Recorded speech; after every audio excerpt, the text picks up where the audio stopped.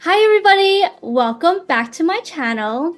Today we have a very special guest, Darwin Mastin, here with us today.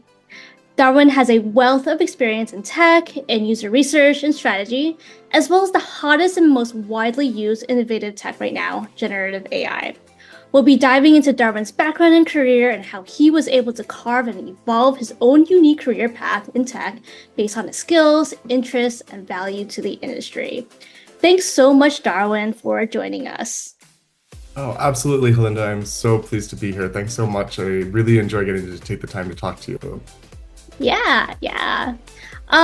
Could you start off by telling us a little bit about your background and your career so far?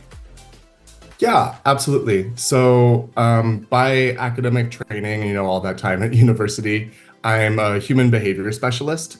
So that means I have a combination of different expertise in linguistics, cognitive science, also language learning models, human evolution, and also behavior intervention. I have an odd mix of things over time, but when you look at that, all that means is my human behavior specialty is predicting how people are going to think or respond to most any type of stimulus or input. That's awesome. And it's And amazing that you were able to kind of move from academia to industry. It's a great transition.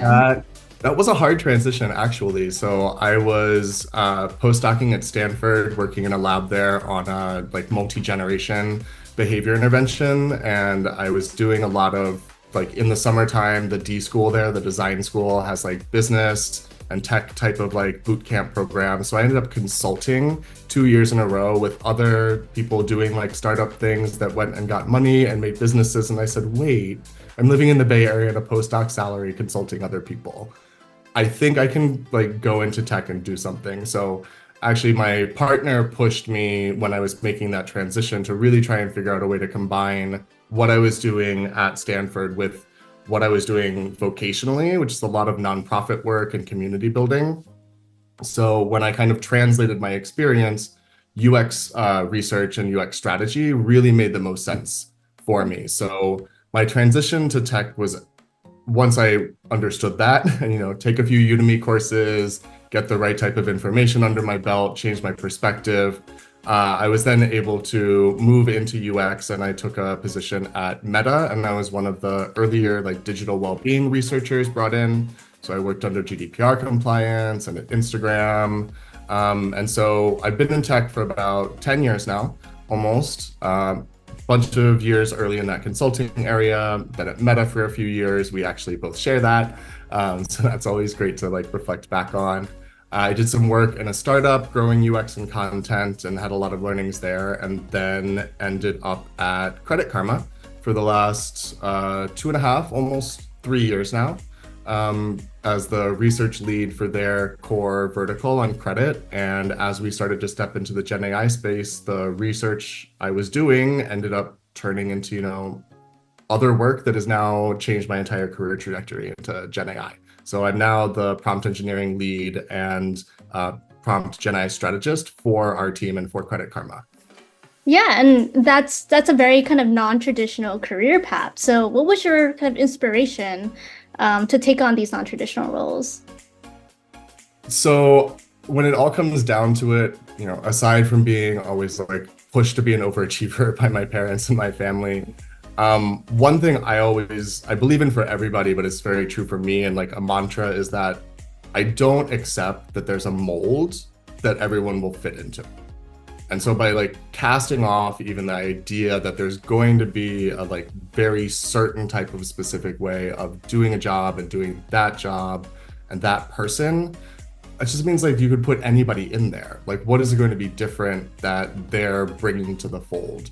So when I have made these different changes and everything, I always fall back on looking on what is it that makes me special or makes me weird or makes me odd or confusing even at times, and really focus in on seeing how that differentiates me from others.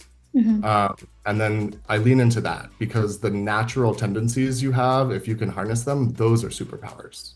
Yeah, and kind of to double click into that, what strategies did you use to assess your strengths, and how were you able to figure out how they can be applied in really innovative ways? So the easy question then. Well, first, with a lot of this, whenever it comes down to that, I think just naturally by my interests and the way that I follow through my different studies, like I'm always going to be a researcher and a lifelong learner at heart. So I always, when trying to figure out those strategies and assess that, I first go out and look at the research about them. Like, what are different types of strengths that people can leverage? Which are ones that work best in different types of industries? Where does that kind of play out? And then once I have too much information and understand more than the ecosystem I need, then often I've had one of two routes, which is earlier in my career, that was trial and error.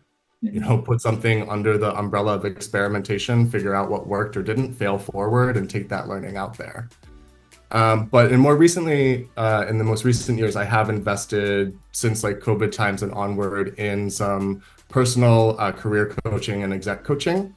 So shout out to the amazing people at Catalyst Constellations. Their founders wrote the book Move Fast, Break Shit, and Burn Out.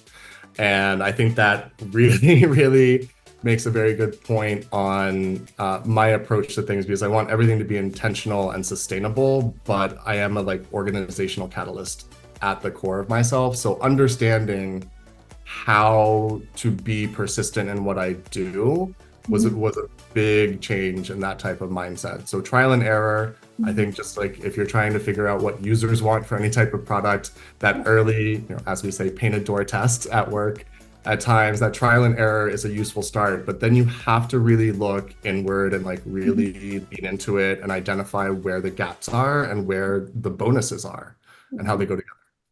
So I think a lot of it is getting more information, always getting more than what you think you know, because then you set yourself up in a position to really be an active listener in the different areas where you need to apply those strengths. Makes sense. So it's like understanding yourself, understanding the industry, maybe trial and error, like you said, and then kind of external coaching is sort of all the different levers that you kind of use to figure out the right path for you. Yeah. As I say, if you want to nutshell it, zoom out. And then as you zoom in, dip a toe in, wade in, and then get in the deep end. And if you just kind of look at those layerings, it kind of falls into place nicely. Makes sense. How has your background influenced your approach to developing AI solutions? Oh God, in so many ways. I mean, we went over my background. I'm like a social science and science mutt when you look at all of that different work. So I think one of the biggest things in my background is that I always assume that there's another perspective. And that's an aspect of like being a researcher, is assume that there's something else, something that you've missed, and be open to identifying that, which on the flip side means I don't assume my own perspective is necessarily right versus, something I'm passionate about or there's direction on, but I don't want to consider myself right until you can actually apply that and take it forward. So having that open-mindedness and the knowledge that there's going to be something else potentially out there, I think is super important for AI solutions. Like a great way that I've heard it put before through a blog post, and when you break it down, is like, if we go to AI and build in what we already know, what we've already discovered, how will we ever expect it to accomplish discovery? Like if we build in a system that's completed, then how do you break that mold? So again, like stepping out of like that there is something to fit that mold mentality.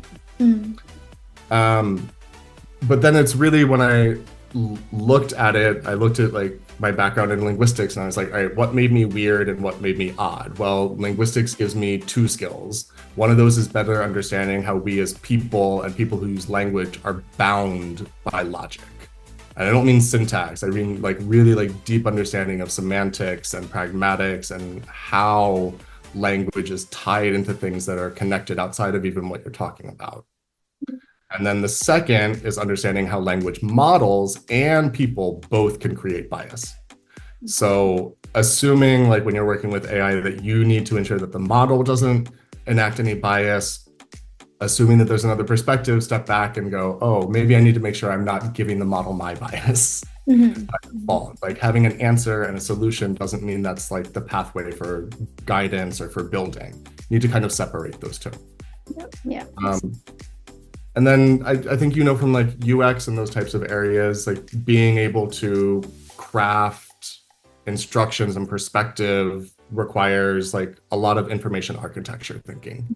So that's another thing that I really like lean into with AI is that if you can't really see the forest and the trees and that full architecture and where it goes, then you may be building to a plateau.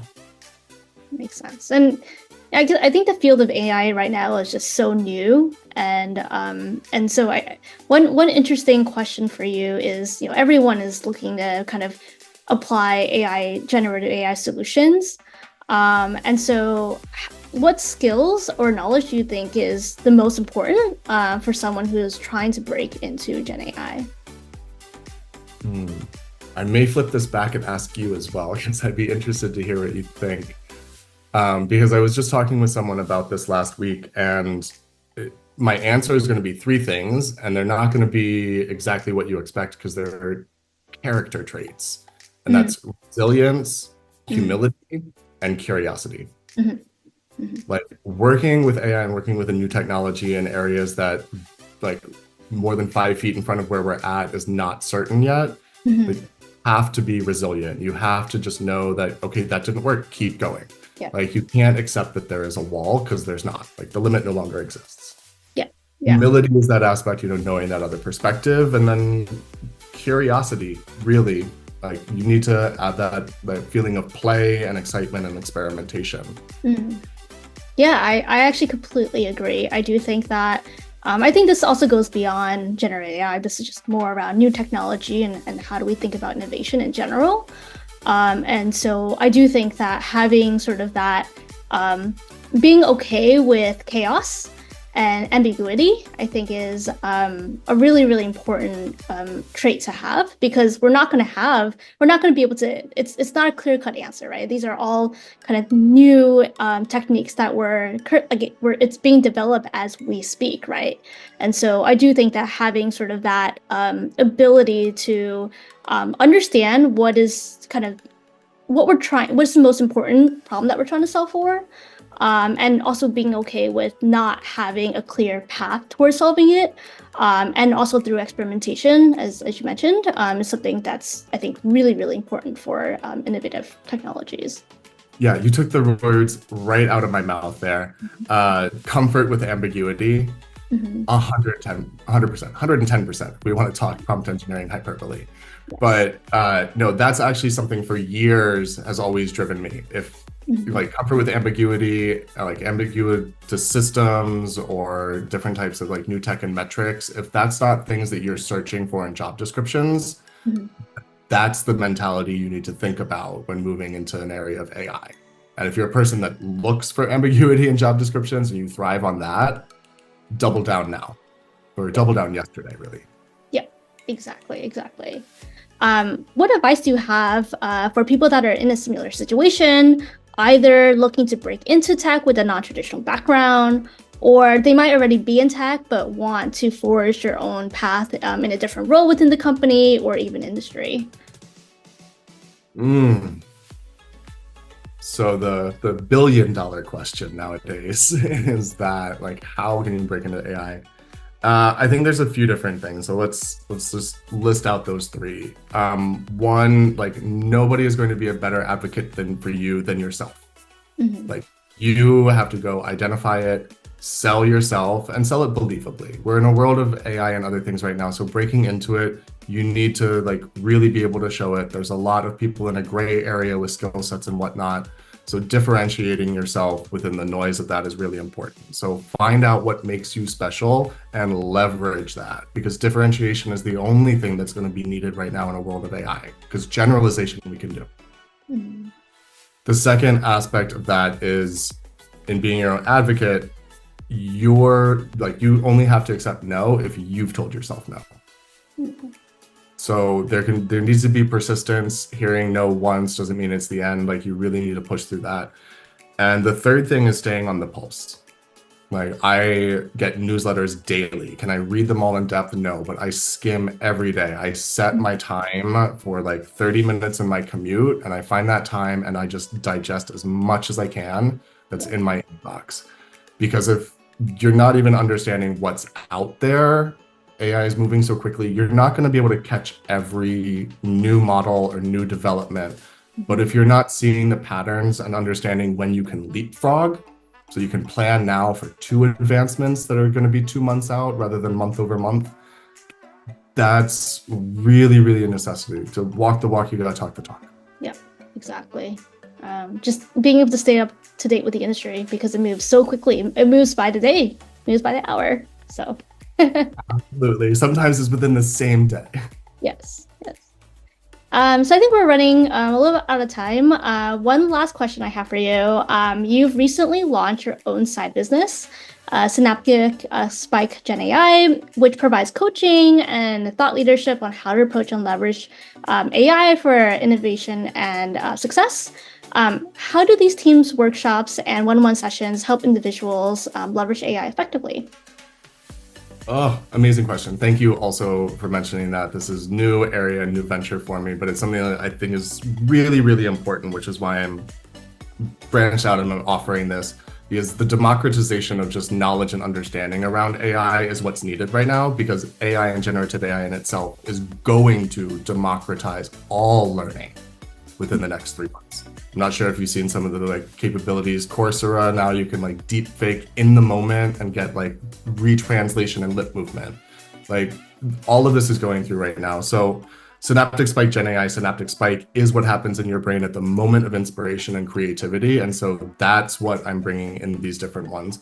That's why it's not just coaching. It's not about how do you become a prompt engineer. That's not the point. It's about how are you going to integrate AI into your business, into your individual life, or into your workflow, or with your team, because you need to be leveraging that now. Every different role in tech I've seen is adding AI skills or adding philosopher logic type of skills to other roles. That's the mesh that we're in, is multidisciplinary areas.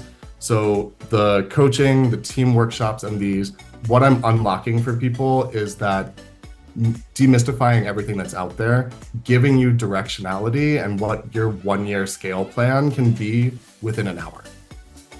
There's plenty of information that you need. A company, you may or may not need someone like me, but investing $300,000, $400,000, $500,000 in that area before knowing how you're going to use it is totally different. Sometimes AI is just going to help you internally and doesn't actually have to help your product, but making your team better can make the product naturally better. So splitting those hairs and really bringing it down to what's your reality, let me bring the AI to you, and then let's scale your productivity together. That's amazing. I think it's going to help a lot of people as well as companies. So thanks so much for bringing that to the mass. Well, yeah, thanks so much for your time, Darwin. It was really great chatting with you and getting to know your career, and hope this was helpful for the audience. And thanks again. Absolutely. Thank you so much, Helinda. And I'll be featuring you and your podcast in my next newsletter for Synaptic Spike to talk to people about transitions. So love it. Really enjoyed the time. Thank you. Awesome.